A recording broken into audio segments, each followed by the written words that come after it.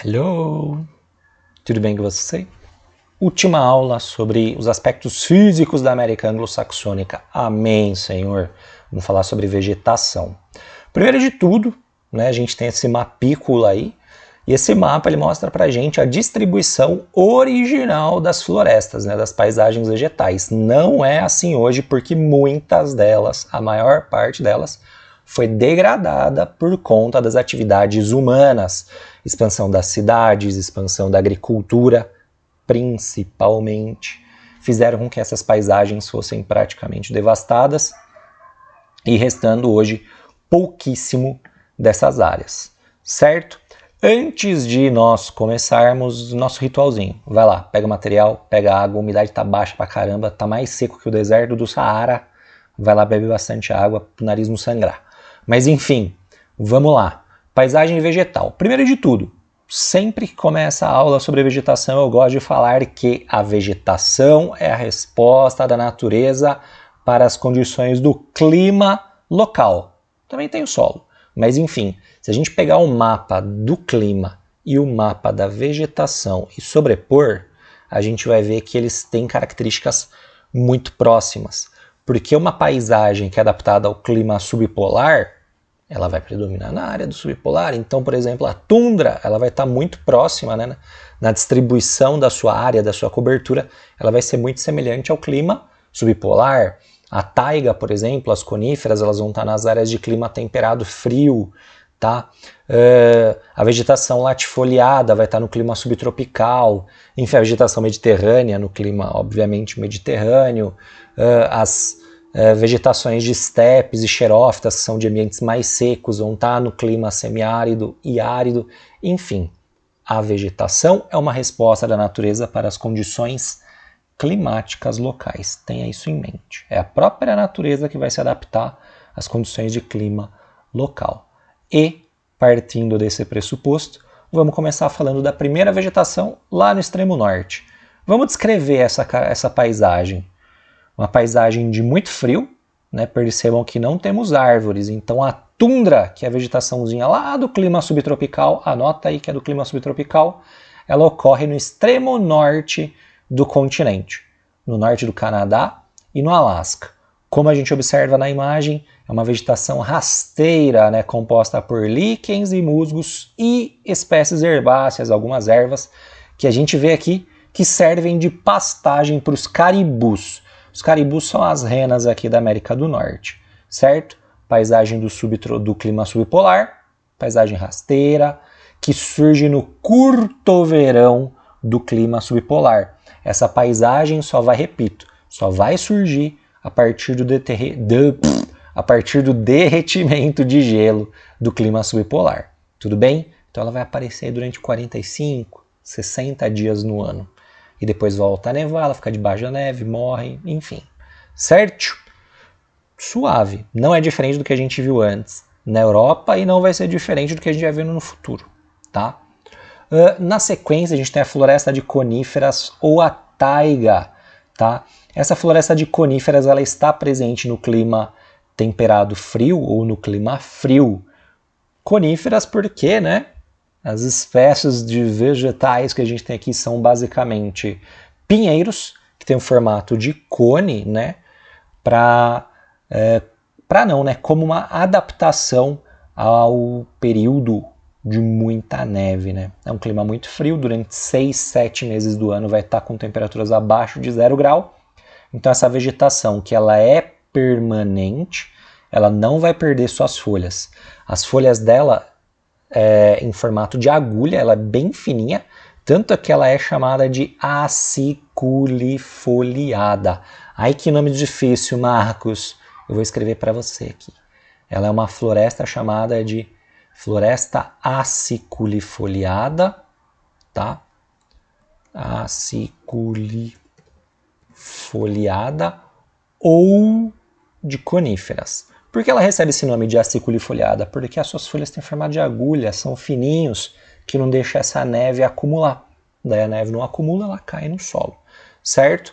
Então, por conta dessa adaptação, ela não vai perder suas folhas no rigoroso inverno, tá?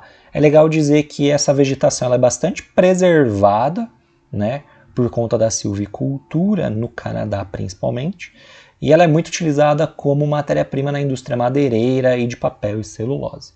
Tá? Então o uso econômico dela é para a indústria madeireira, papeleira, celuloseira, moveleira, etc. Que horrívelzeira, essas minhas piadeiras. Enfim, é o que nós temos para hoje, tá? Enfim.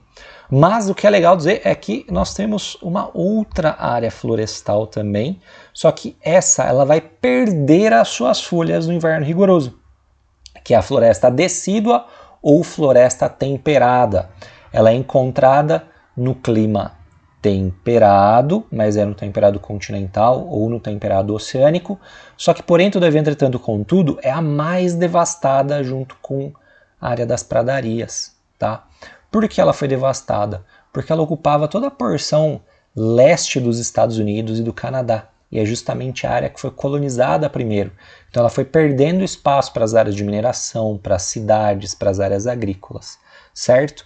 Ela existe ainda nas áreas dos parques nacionais, como é o caso dessa imagem do Parque Nacional lá do Apalache. Então, nos Montes Apalaches, a gente tem ainda uma área de preservação da floresta decídua ou temperada. Tá?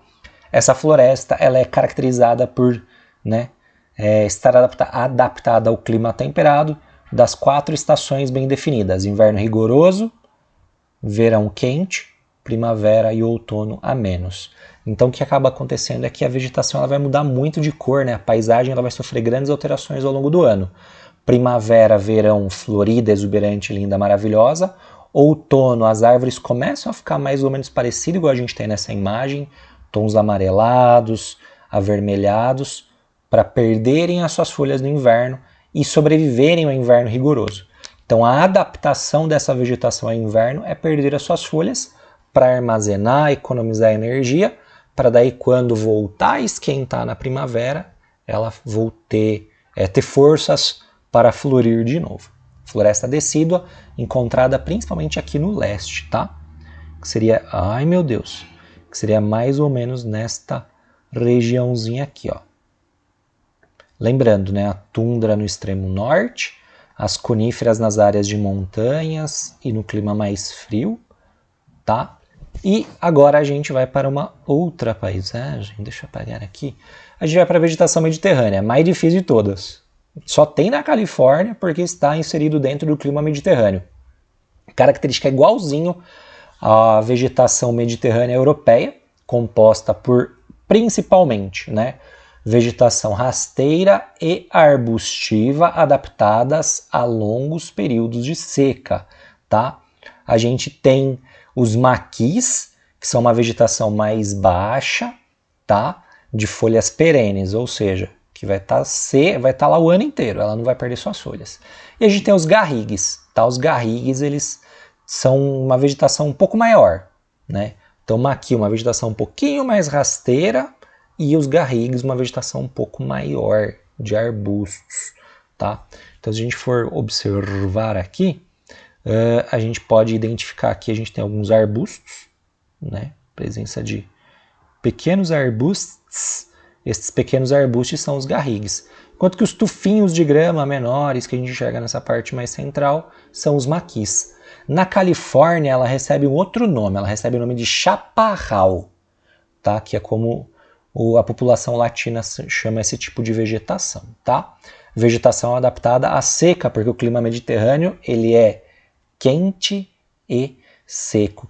E, infelizmente, é esse tipo de vegetação que está suscetível às queimadas que a gente enxerga hoje na região da Califórnia. É uma vegetação que é adaptada à seca, ela vai se adaptar a essa seca e, por vezes, existem combustões, fogo natural. Só que por conta dos seres humanos serem imbecis, esse fogo acaba se alastrando e, pior ainda, nós colocamos fogo nessas regiões aí, certo? Por exemplo, aqui no Brasil, a gente está no período muito seco também, O clima mediterrâneo, o verão deles é muito seco, então é quente e seco pra caramba.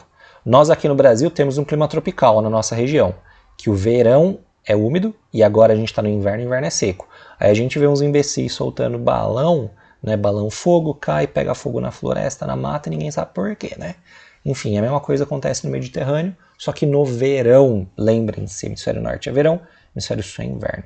Enfim, são vegetações de xerófitas, né, que elas apresentam características de xeromorfismo, olha que palavra bonita, que é a adaptação à seca. Né? Xeromorfismo é uma vegetação adaptada à seca. Partindo, nós temos as pradarias, que é uma vegetação que ocupava a área das planícies centrais. Por que ocupava? Porque hoje nas planícies centrais predominam basicamente áreas agrícolas. São pouquíssimas essas áreas de pradarias, como a gente enxerga nesta imagem aqui, certo? Vegetação de gramínea, vegetação de herbácea, um campo, uma grande pastagem onde vivia esse animalzinho aqui, o bisão. Né? Hoje os bisões vivem basicamente só no Canadá, eles vivem em toda a área da pradaria, toda a América das planícies centrais, né? Toda a América anglo-saxônica na sua porção central. Hoje vivem em pequenas porções de áreas de pradarias preservadas no interior do Canadá. Tá?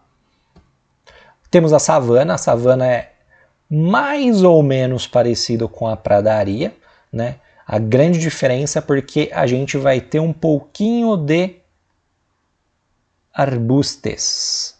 Então a gente vai ter, como a gente pode observar, né, uma vegetação de savana de cor um pouco mais verde, significa que é de uma região um pouco mais úmida, pradaria um pouco mais seca, savana um pouco mais úmida. E a característica também é que ele parece um pouco com o cerrado, né, que é uma vegetação mais rasteira e com presença de alguns arbustos. Ocupa principalmente a parte sul dos Estados Unidos, sobretudo na fronteira com o México, que seria basicamente nessa areazinha aqui, ó, tá?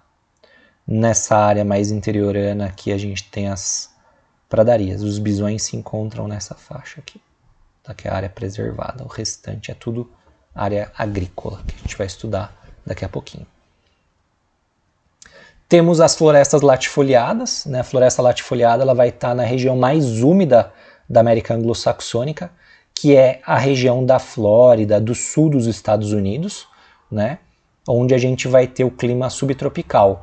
É uma forma de vegetação muito semelhante à Mata Atlântica, né? Que é uma floresta úmida, latifoliada. Significa que eu tenho folhas largas, folhas grandes. É uma vegetação, como vocês observam na imagem, muito densa. As árvores são muito próximas umas às outras. Eu tenho grande quantidade de espécies vegetais. É totalmente diferente do restante da vegetação da América anglo-saxônica. Nas imagens a gente percebe que é tudo monótono, né?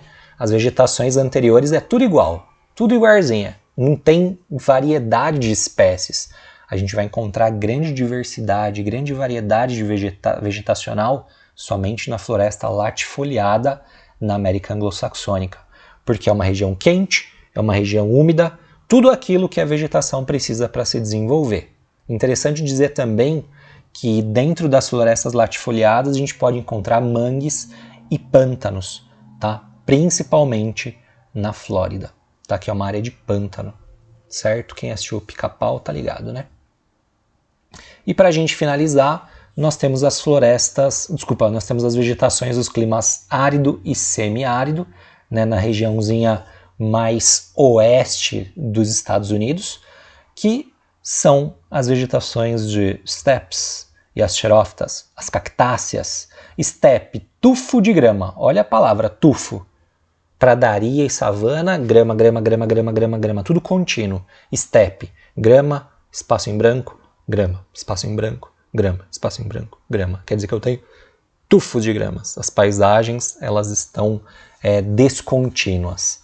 E a parte xerófita, né, onde a gente vai encontrar cactos, por exemplo. Certo? Onde a gente vai enxergar isso? Na região do clima árido e semiárido, que é no interiorzão aqui, ó. Beleza? Hoje a aula de vegetação era isto. Muito obrigado pela sua presença. Espero que você tenha gostado dessa aulinha. E nós finalizamos a aleluia, vegetação e América anglo-saxônica. Próxima aula, sociedade. Tchau!